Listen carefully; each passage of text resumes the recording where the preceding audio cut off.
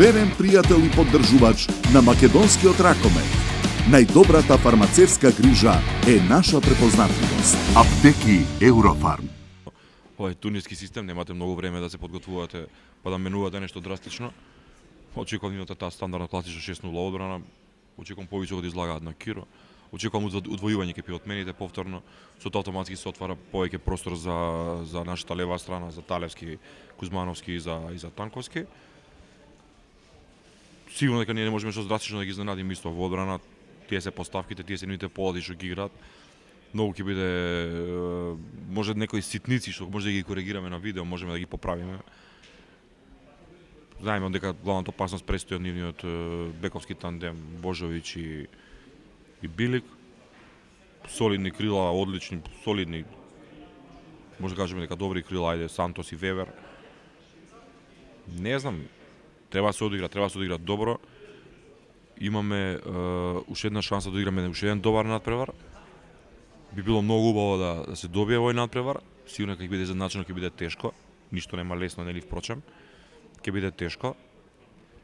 Би биле пресреќни ако го добиеме овој надпревар, ако добиеме додатни 4 надпревари. Сигурно дека тие 4 надпревари што ќе бидат фантастично добри за сите овие млади играчи, за плюс километража во ноги, за плюс искуство. За плюс да се продолжи овој сон, ова европско првенство и да се постигне еден добар пласман. Имате подготвено некое посебно решение за бековите Божовиќ и Билик, можеби нашите дефанзивци ќе излегуваат понапред? Па вчера пробувавме на тренинг повеќе варијанти. Вчера изгледавме и некои видеа. Од прилика горе-доле сме подготвени за нив. Нешто подготвивме. Така да знаете како е, едно е договарање, едно е она што го имате во глава, треба да се спроведе на терен. Имаме и второ решение, и трето, така да имаме резервни варијанти. Очекувам помош од голманите. Може би малку и неправедно нападнати. Сепак се работа за двајца врвни голмани. Да, се случи дека има можеби слаб ден во смисла несоодветно добро распоредени со одбраната. Значи ние не може да збориме за еден лош голман ако прими одбраната, ако приме 9 гола на едно полувреме. Дај Боже да они фаќаат по 3 одбрани и имаме по 9 гола секој полувреме. Тоа би било идеално. Не може да збориме за една лоша одбрана и лоши голмани каде што знаеме дека и двата имаат позади себе еден бекграунд, еден невиден, така да очекувам дека и они ќе помогнат. Но сепак тоа мора да се действува мати со одбраната. Знаете како е, кога не иде на одбраната, на одбраните играчи треба се најде тука голманот да се спречи. Кога не оди на голманот, треба да одбраната да се земе поголема одговорност и да ги натера противничките играчи на повеќе технички грешки. Ние го немавме таа соработка ја немавме помеѓу голманите и одбранените играчи, за разлика на од екипата на Чешка каде што ние создававме шанси. Јас како што кажав после утакмицата, да, ние си подигравме добра утакмица, ние си промашивме и си изгубивме. Што е многу чисто во спортот, си промашиш, си изгубиш. Вие сте единствениот селектор со кој Македонија го победила Исланд на гости за прв пат во историјата. Имате само еден пораз на официјален надпревар, а македонската јавност, не само аналитичката, туку и стручната ракометна во наводници, упорно ве критикува и смета дека не сте вистинскиот човек. Како допират ли до вас тие гласини, ве повредуваат ли? Па секако дека не е седно на никого дека веруете. 2 дена читаме, знаете како е. Ние сами се бодриме меѓу нас дека ништо не е окей, све не читајте ово, не може да останеш имун на таа работа. Сите имаме и деца, некои од нас, и знаете како читаат и децата наши, така да не е убаво кога немам цела нација ве вреѓа, позади вас кој ќе видите ништо лошо не сте направиле. Јас од кога сум поставен за селектор, јас имам една визија. Да играме на големите надпреварувања, но треба да се подмлади оваа репутација. Нас во овој момент имаме една специјална задача. Значи достанеме во овој период да немаме некои потреси како што има другите репрезентации. Ние сме во еден специфичен пат. Ние мора да сфатиме дека имаме проблеми и со младите играчи кои не играат во своите клубови. Не може тоа да го и вие исто како новинари мислам дека доволно не е допрено тоа до нашата јавност. Ние во нашите редови немаме играчи кои настапуваат во врвни европски клубови. Ние имаме потенцијал кој е за врвни клубови. Но ќе треба сето тоа да се покаже, сето тоа да се склопи, сето тоа да се стави во една целина. Треба да имате едно искуство кој што во клубовите, знаете самите, ги пратите во текот на целата година, они немаат некоја минутажа.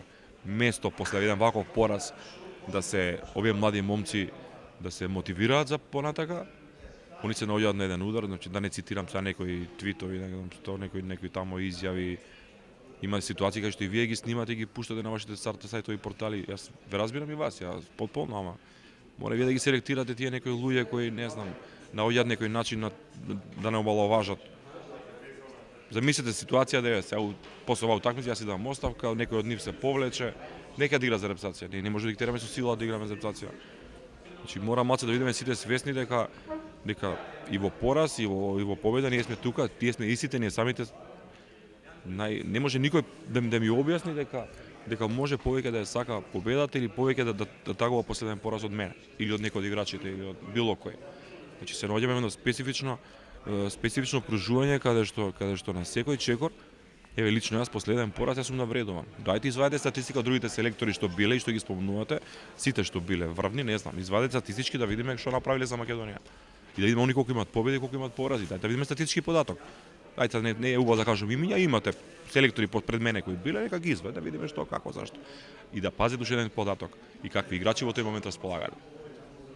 Значи, пак ја ви кажам, мене ми е доверен еден, значи јас долго размислов и дали да го прифатам тој еден, за мене, знаете каков еден сизифовски тежок како да се изразам чекор. Знаете како, треба да се подмлади репутацијата и треба да направиме успех. Многу е тешко, верувајте, да се направат тие две работи. Јас сум горд на овие момци. Ние имаме, иако пред ова првенство ние останавме што се вика без Вилко Марковски, без командантот во одбраната. Ние против Чешка во првото време ја имаме најдобрата одбрана воопшто што ја одиграла една македонска репрезентација на овие првенства. Значи не можеме да збориме дека овие дечки например не се борат, не се залагаат, дека не даваат се од себе што ги имаат во овој момент. Значи они го достигнуваат некој оптимумот. Јас пак повторувам дека искусен играч има осцилации во надпревари. Ќе одигра 3 надпревари добро, четвртиот му е лош, 3 надпревари добро, четвртиот лош. Но ние имаме проблем со младите играчи каде што осцилираат на самиот надпревар.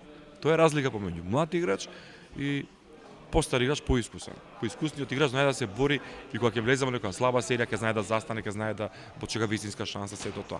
Младите играчи знаете како се, крвта им врие, сакаат да се докажат во први 5 минути, 10 минути, веднаш што ќе влезе сака да се докаже. Сето тоа мора да се држи добро под узди. Јас пак ќе повторам, нас ни недостасува само една мала поддршка да не истрпат уште еден одреден период, што викам јас дека младите играчи не стасаат. Фали на. Му се радуваш на дождот, но не и на поројот. Му се радуваш на домот, но само кога е безбеден. Полиси за домакинство на осигурување Македонија. Сега со подобрени услови. Тука сме. Му се радуваш на огнот, но не и на пожарот. Му се радуваш на домот, но само кога е безбеден.